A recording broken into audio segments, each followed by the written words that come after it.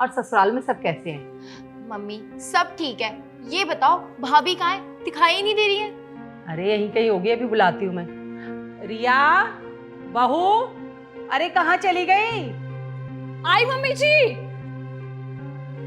अरे दीदी आप कब आई? तभी जब तू कमरे में आराम फरमा रही थी। जब देखो तब आराम ही करती रहती है कमरे में, कोई काम धंधा नहीं करना। अरे परेशान हो गई हूँ मैं तो इससे। अच्छा दीदी, मैं आपके लिए कुछ खाने के लिए बना देती हूँ, आप क्या खाएंगी? भाभी खाना वाना तो होता रहेगा। ये बताओ मैं कितने दिनों बाद घर आई हूँ, इस बार आप मुझे क्या गिफ्ट दोगी? गिफ्ट? हाँ गिफ्ट। ओहो, अरे तू तो गरीब खानदान से है ना, तेरे यहाँ तो गिफ्ट विफ्ट देने का कोई चलन ही नहीं होगा। पर सुन, हम ना बड़े खानदानी लोग हैं, हमारे यहाँ मेहमानों को गिफ्ट देने की परंपरा है। और फिर ये तो तेरी इकलौती नंद है ना, इसको तो कोई इस बार अच्छा सा महंगा सा बढ़िया सा गिफ्ट दियो। हाँ भाभी, पिछली बार की तरह नहीं वो खराब सा सूट। इस बार ना कोई कंजूसी नहीं, इस बार मुझे आप महंगा और अच्छा गिफ्ट दोगी, ठीक है? सुन, एक बार तेरी माँ ने तुझे गोल्ड की रिंग दी थी, वो दे दे इस बार से। Mummy gold is now old fashion, आजकल तो डायमंड का जमाना है, डायमंड चाहिए। ठीक है ना, डायमंड की रिंग दे देगी, क्यों? ठीक है ना? मम्मी जी इस बारे में तो मुझे इनके भैया से ही बात करनी पड़ेगी। ले, भैया से क्या बात करनी है? भैया तो उसे हमेशा ही गिफ्ट देता है, इस बार उसे अपनी भाभी से गिफ्ट चाहिए। तो क्या नहीं देगी तू उसे? मम्मी जी मैं देना तो चाहती हूँ, बट मैं जॉब नहीं करती ना, तो मेरे पास पैसे भी नहीं हैं, तो फिर मैं कहाँ से डायमंड की रिंग लेके आऊँगी? ओहो, मतलब ये जॉब नहीं करते तो पैसे नहीं है, फिर गिफ्ट कैसे देगी? अपने घर फोन लगा, अपनी माँ को बोल कि मेरी नंद को डायमंड की रिंग चाहिए, या तो रिंग भिजवा दे या पैसे, बस। क्या? हाँ। पर मम्मी जी इस बात के लिए मेरे मायके वालों को परेशान करना सही नहीं रहेगा। लो, कर लो बात। शादी के वक्त भी कुछ नहीं दिया, खाली हाथ ही भेज दिया। अब जरा सी डायमंड की रिंग की डिमांड क्या कर दी, इतने में तेरे घर वाले परेशान भी होने लगे। क्या हो गया? कौन परेशान कर रहा है बार बार?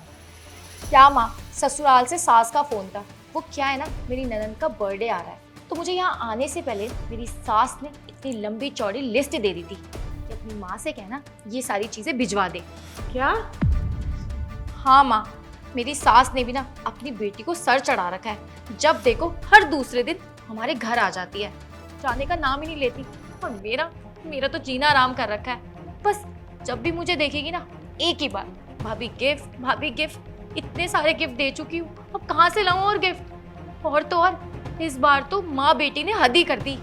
इस बार मेरी ननंद को चाहिए नई गाड़ी। उन्होंने कहा अपनी माँ से कहना कि मुझे नई गाड़ी लाके दे।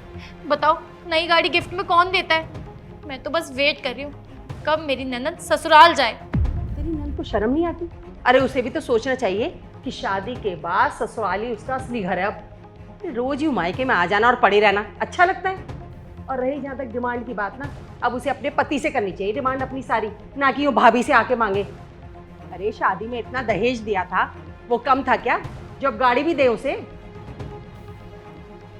क्या हुआ मम्मी जी, दे दीजिए ना, आप ही की तो बेटी है। क्या बकवास कर रही है बहू? हाँ, बुरा लग गया क्या आपको? वो थोड़ी देर पहले आप लोग भी तो मेरे साथ यही कर रहे थे।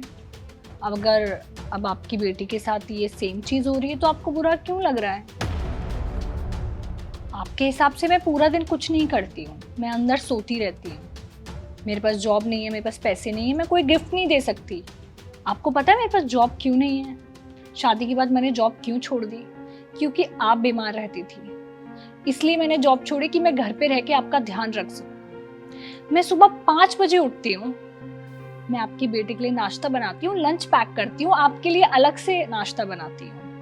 आपके बेटे को ये तक नहीं पता है कि जुराब कहाँ रखी है, जुराब तक मैं उसके हाथ में देती हूँ। उसके बाद मैं पूरे घर की सफाई करती हूँ, आपकी दवाइयाँ, आपको हॉस्पिटल ले जाना, आपके टेस्ट, सब कुछ मैं करवाती हूँ। फिर भी आपको ये लगता है कि मैं कुछ भी नहीं करती, मैं अंदर सोती रहती हूँ। शाम तक मेरे पैर सूज जाते हैं मम्मी जी।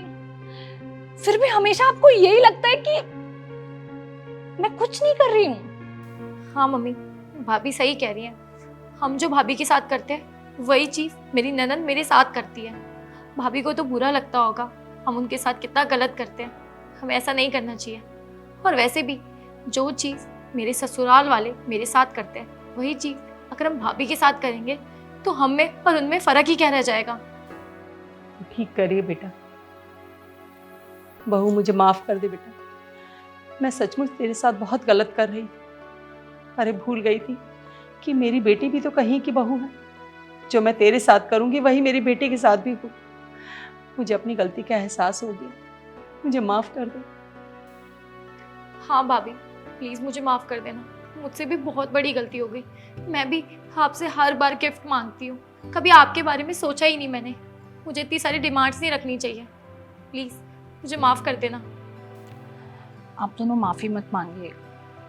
मैं तो बस आपको अपनी बात समझाना चाहती थी कि एक लड़की जब शादी करके आती है तो वो सब कुछ पीछे छोड़ के आती है। ससुराल में अपना नया घर बसाती है, उन लोगों को अपने घर वालों जैसा प्यार देती है, उनका ध्यान रखती है।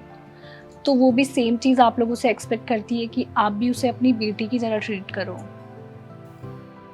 तू बिल्कुल सही कह रही है बेटा, पर वादा करती हूँ कि आज के बाद मैं तुझे अपनी बहू की तरह नहीं, बेटी की तरह ही रखूंगी घर में। आप दोनों बैठो, बातें करो, मैं आपके लिए कुछ खाने के लिए बना के लाती हूँ। अरे नहीं नहीं भाभी, आपको कहीं जाने की ज़रूरत नहीं है। वैसे भी हर बार आप ही खाना बनाती हूँ, इस बार मैं बना लेती हूँ। वैसे भी काफ़ी टाइम बाद आई हूँ, आप लोगों ने मेरे हाथ का खाना भी नहीं खाया होगा। आप लोग बैठो, मैं आती हूँ।